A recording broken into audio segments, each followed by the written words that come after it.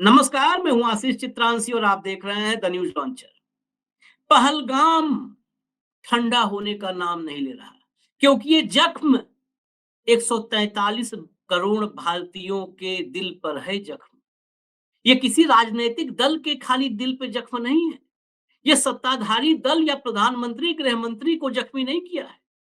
हो सकता है उनको कम जख्म लगा हो, लेकिन जख्मी तो आम भारतीय हुआ है, आम भारतीय। और इसे पुलवामा पार्ट 2 कहा जा रहा है।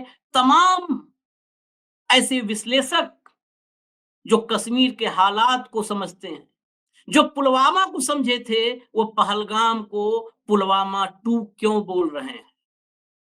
पुलवामा के आतंकी हमले पर इस देश में सबसे गंभीर सवाल जिस जुबान से खड़े हुए थे,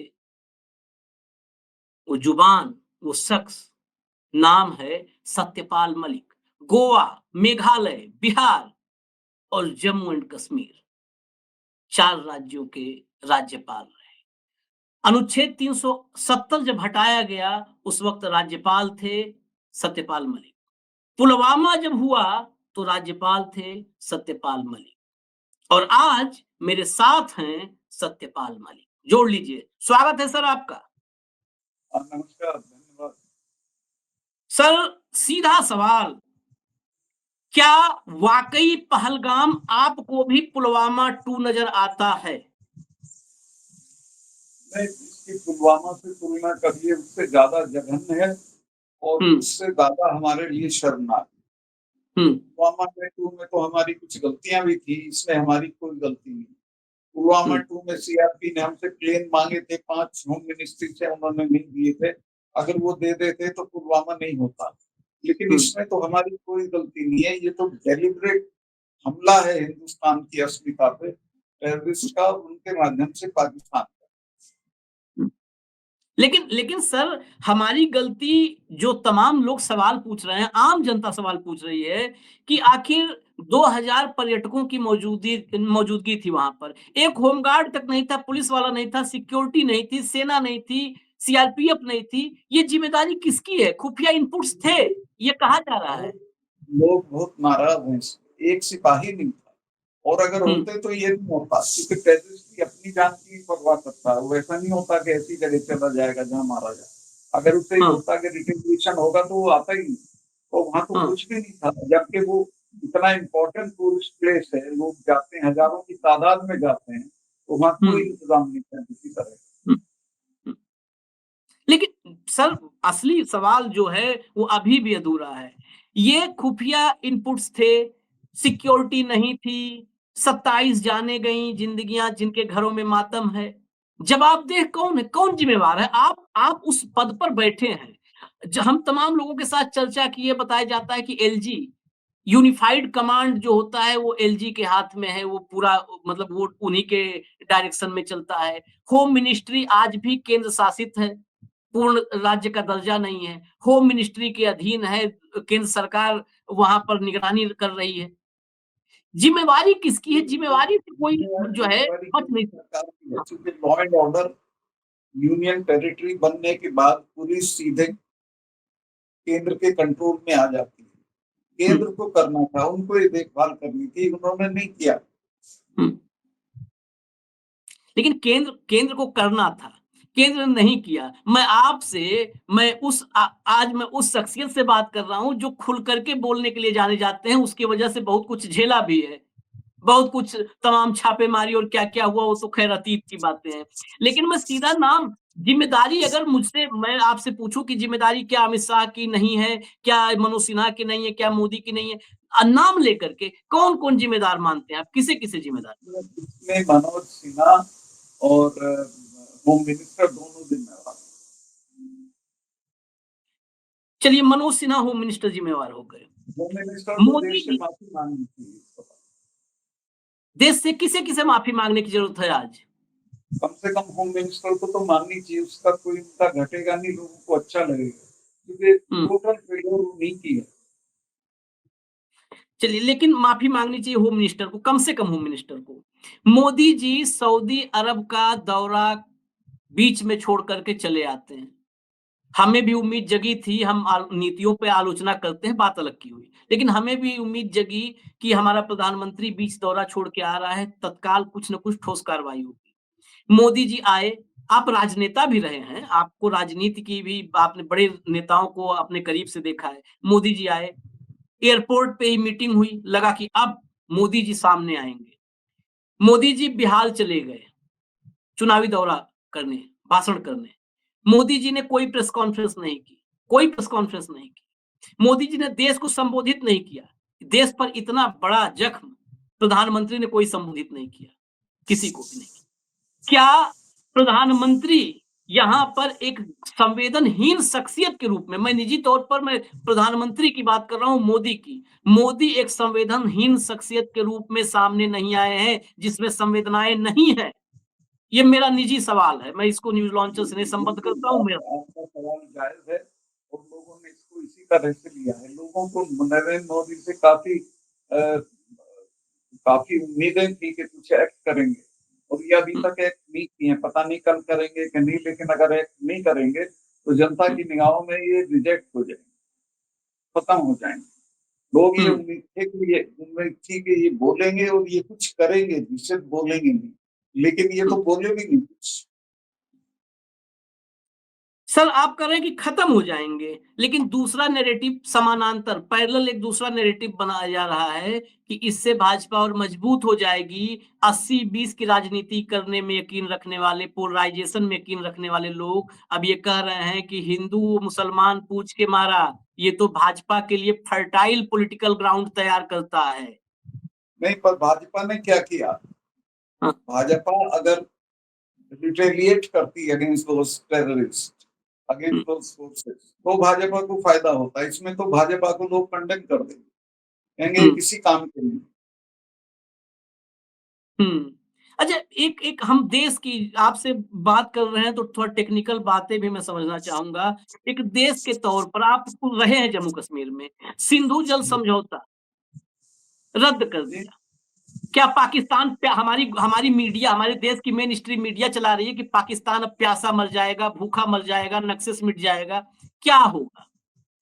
ये बेकार की बात है। कोई नहीं मरता है। असल में इसमें करना ही चाहिए। मैं अगर होता सरकार में तो मैं तो ये कहता कि पीओके में घुस जाइए, जहाँ उनके लॉन्चिंग पैड हैं, उधर घुस जाते, उन सब लॉन्चिंग पैड्स में सफाया कर देते, तब तो माना जाता कि कोई एक्शन हुआ। और वहाँ पूरी दुनिया आपके साथ थी इस वक्त, पूरी दुनिया की सिंपैथी आपके साथ है, पाकिस्तान के साथ नहीं। आपने सुनहरा मौका खो रहे हैं। अभी भी देर नहीं है, हफ्ते 10 दिन में भी आप कर लेंगे तो भी आपका वो हो जाएगा। जो नुकसान है वो एक तरह से, जिसको क्या कहेंगे, मैं उसको सही शब्द मुझे नहीं मिल रहे हैं। तो वहां जाके और आप लॉन्च ये तो काफी अंदर तक रावलकोट तक फैली हुई है इनकी ट्रेनिंग की एकेडमी। टेररिस्ट को जहाँ ट्रेन करते हैं उस पर हमला करिए, मारिए घुस के। लेकिन घुस के मारने के लिए मंशा भी होनी चाहिए। मंशा पर सवाल करते हुए मैं आपको हाँ, जी। पर्सनली प्रधानमंत्री ने ये शो किया कि वो कायम है, वो बातचीत के बादशाह है, बाकी कोई दम नहीं है। हाँ, आप देखो ना या इजराइल का प्राइम कैसे एक्ट करता है। चलिए, ऑडियो थोड़ा आपका कम हमारे तक आ रही है, लेकिन फिर भी सवाल कुछ बहुत जरूरी है। हमास ने जरा सा दुस्साहस किया था, अभी गाजा को फ्लैटन कर दिया और अभी तक मार रहा है इजराइल। आपने तो एक दिन भी नहीं मारा, कुछ किया ही नहीं, दिखाया नहीं कुछ करके, ये दिखाई नहीं कि आप में दम है। नहीं, वो बताते तो हैं कि एयर स्ट्राइक किया था, सर्जिकल स्ट्राइक किया था, अब वाटर स्ट्राइक कर दिया है। वाटर स्ट्राइक कुछ है ही नहीं, ये तो बेकार की बात है। सवाल ये कि वाटर स्ट्राइक तो तब होता ना जब इसका कहीं असर हो। अच्छा, आप स्ट्राइक की बात या अंदर घुस के मारने की बात कर रहे हैं, मैं मंशा की बात कर रहा हूं। एक घटना शायद आपको आपके जानकारी में हो नहीं हो तो मैं बताता हूं। एक मृतक शैलेश भाई गुजरात के हैं, जिनकी हत्या आतंकियों ने की। उनकी पत्नी शीतल बेन जितने वहां पर जो है कैजुअलिटी हुई है, उसमें इकलौती पीड़ित जिसने सी आर पाटिल, मोदी के मंत्री और बहुत अजीज हैं, बड़े प्रिय हैं, उनके सामने पूरी सरकार की बखिया उधेड़ी, लिटरली बखिया उधेड़ी। कहा कि आप वीआईपी सिक्योरिटी में रहोगे, टैक्स पेयर मरेगा, उसकी सिक्योरिटी नहीं जरूरी है, बहुत कुछ बोला। 24 घंटे बाद वो शीतलबेन, उनका एक नया स्टेटमेंट आता है जिसमें कोई रिपोर्टर नहीं होता है, कोई मतलब एस्टेब्लिश नहीं होता कि कोई मीडिया हाउस है। कोई एक आदमी जाता है, कैमरा लगाता है और वो शुरू हो जाती हैं कि हमें मोदी सरकार पर, जबकि शीतलबेन ने कहा था कि ये सरकार निकम्मी है, सब कुछ बोला। उन्होंने कहा नहीं, हमें मोदी सरकार पर बहुत भरोसा है, सी आर पाटिल ने हमारी बहुत मदद की है। ये इसलिए मैं आपसे पूछ रहा हूँ, आप पॉलिटिशियन हैं। क्या पॉलिटिक्स इतनी संवेदनहीन हो गई है कि धमकी, ये तो मुझे लग रहा है, ये निजी तौर पर, कि धमकाया गया? ये सब मैनेजमेंट है, हुँ, अपना दोबारा इमेज ठीक कराने के लिए उनसे दबाव डाल के बुलाया गया होगा, लेकिन ये उनके भाव नहीं होंगे जो वो बोली। हुँ, जो भाव है वो है जो पहली बार बोली। हुँ, आप देखिए वो मैदान मैंने देखा है, वहाँ एक सिपाही नहीं था। हुँ। अगर 10 सिपाही भी कहीं होते तो ये घटना नहीं घटती, कुछ नहीं था। आप उस मैदान की बात किए, उस मैदान पे ही, वो मैदान जो रक्त रंजित हो गया, उस मैदान पर थोड़ा और आपसे समझना है। सर्वदलीय बैठक के भीतर से खबर आई थी कि सरकार ने कहा कि सुरक्षा चूक हुई है, लेकिन आगे लेकिन लगाया, क्योंकि लेकिन से ही शुरू होती है भाजपा सरकार की कारस्तानियाँ। लेकिन के आगे कहा कि वहां पर जून में पर्यटकों का आना शुरू होता है, जून जुलाई में जब अमरनाथ यात्रा शुरू होती है, तब वहां पर शुरू होता है, सिक्योरिटी फोर्सेज को डिप्लॉय करना शुरू किया जाता है। आज हिंदू अखबार ने एक बहुत मतलब वहां पर जाकर, मौके पे जाकर के एक रिपोर्ट तैयार की है, ground report. Rarest of rare तो है पत्रकार जो ग्राउंड रिपोर्टिंग कर रहे हैं, सच्चाई खोज रहे हैं। उसके मुताबिक 12 महीना जब वहां पर बर्फबारी नहीं हो, अगर अगर बर्फबारी होती है, मौसम बहुत खराब है, तो उन हालात को छोड़ करके हमेशा वहां पर्यटक जाते हैं। सर्वदलीय बैठक में सरकार ने झूठ क्यों बोला सर? वो तो आदत है इनकी झूठ बोलने की, वो क्या कर सकते हैं सिवाय झूठ बोलने के, एक्ट कर नहीं रहे हैं, कंडेम हो गए हैं लोगों की निगाह में।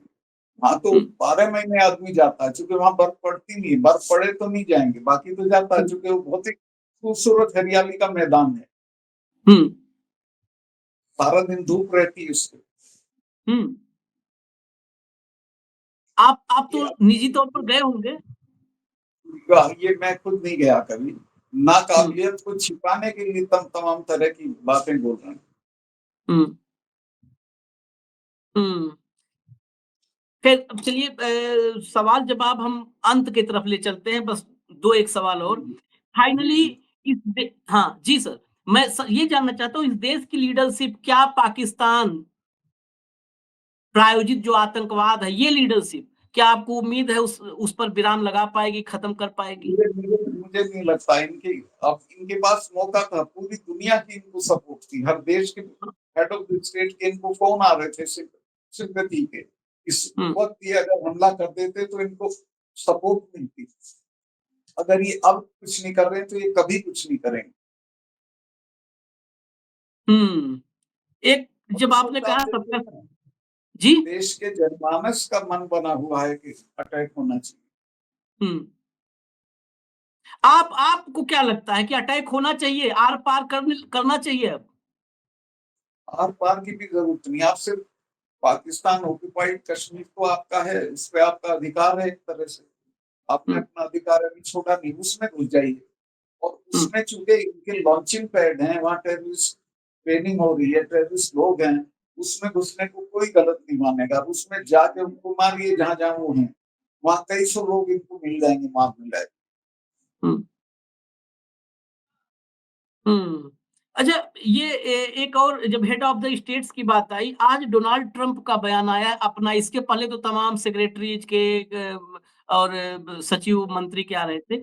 अब खुद बयान आया है ट्रंप का। वो ट्रंप बड़ा झटका दिए हैं, ये मुझे मतलब, जिस तरह से मोदी जी ने उनके सामने सरेंडर किया, बार बार देश, चाहे देश के प्रवासी आए वो अपमानित हुए, उसके बावजूद ट्रंप ने आज जो कहा, वो स्टेटमेंट आपने देखा होगा।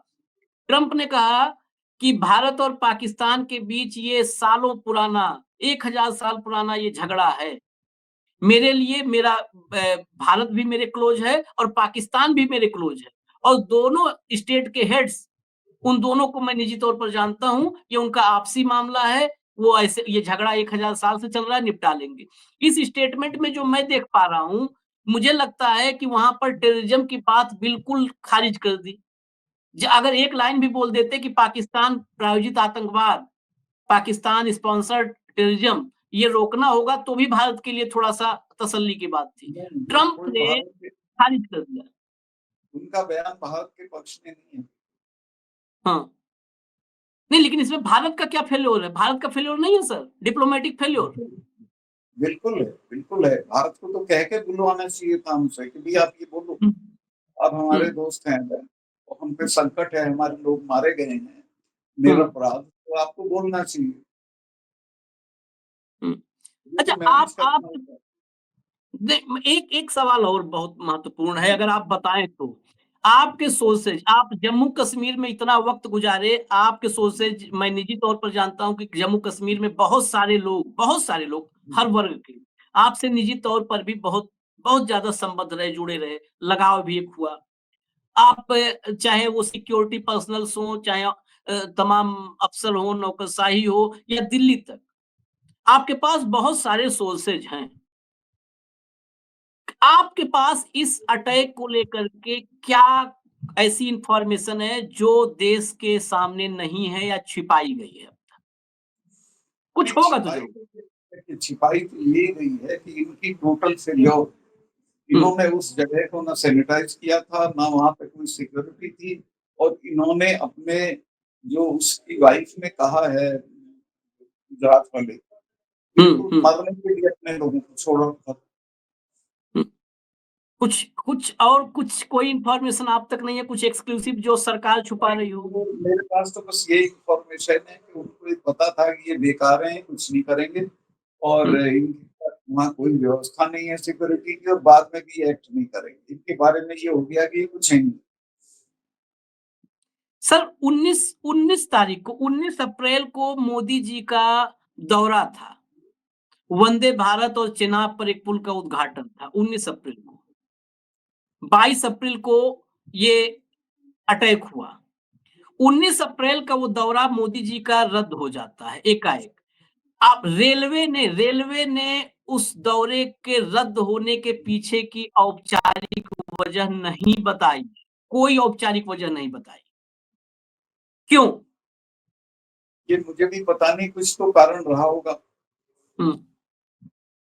सिक्योरिटी की वजह से तो चूंकि पीएम की सिक्योरिटी इतनी जबरदस्त होती है कि उन्हें कोई उस तरह से तो खतरा था नहीं, कोई और वजह नहीं होगी। मैं उससे कमेंट नहीं करूंगा क्या वजह थी।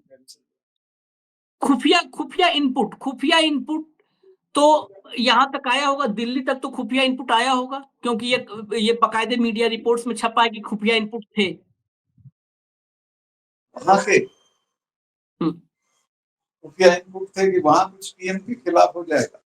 नहीं, ये आतंकी अटैक के जो है इनपुट, खुफिया इनपुट जरूर होंगे, तो होते हैं। इतना बड़ा अटैक हो तो मैं कहता हूँ कोई इनपुट भी ना हो, आपको अंदाज लगाना चाहिए कि भाई इतनी बड़ी जगह है, वहां 2000 से कम सैलानी किसी वक्त रहता ही नहीं।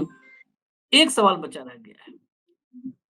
एक रिपोर्ट है, बड़ी महत्वपूर्ण रिपोर्ट, टेक्निकल इंटेलिजेंस। आप तो जम्मू कश्मीर में भी रहे, करगिल के बाद टेक्निकल इंटेलिजेंस भारत में ये विंग बनाई गई, बड़ी महत्वपूर्ण है टेक्निकल इंटेलिजेंस आज के दौर में। ये नवंबर 2024 की रिपोर्ट है, वायर की रिपोर्ट, जिसके मुताबिक गृह मंत्रालय में और पीएमओ में टेक्निकल इंटेलिजेंस, वहां साफ साफ कहें तो डोभाल और अमित शाह के बीच खुफिया एजेंसियों पर कब्जे की एक को लेकर के एक टसल चल रहा था। आज से 6 महीने 5 महीने पहले की रिपोर्ट कि खुफिया एजेंसियों पर किसका प्रभुत्व होगा। ये टसल, इंटरनल टसल डोभाल और शाह में, और डोभाल शाह क्या कहें, सीधा मोदी वर्सेस शाह, क्योंकि पीएमओ ने जिस नाम को रेकमेंड किया टेक्निकल इंटेलिजेंस के चीफ के लिए, उसको जो है उस अफसर को शाह ने नहीं दिया, एमएचए ने नहीं दिया। फिर जिस नाम को एमएचए ने रेकमेंड किया उसको पीएमओ ने बिना नोटिंग के उस नाम को वापस कर दिया। इसके चक्कर में टेक्निकल इंटेलिजेंस जो इतना महत्वपूर्ण पद है, उसके मुखिया की नियुक्ति अटकी रही। क्या ये जो पावर कैप्चर करने की होड़ है, क्या उसके चक्कर में भारत की खुफिया पूरा इंटेलिजेंस सिस्टम उसका सत्यानाश किया गया है क्या? मुझे जानकारी नहीं है, पर अगर किया गया है तो ये कंडेमनेबल है और गलत है। चलिए, आपके छोटे और सीधे जवाब, आपको बहुत-बहुत धन्यवाद सर, बहुत-बहुत धन्यवाद आपका, आपने वक़्त दिया है। धन्यवाद आपका।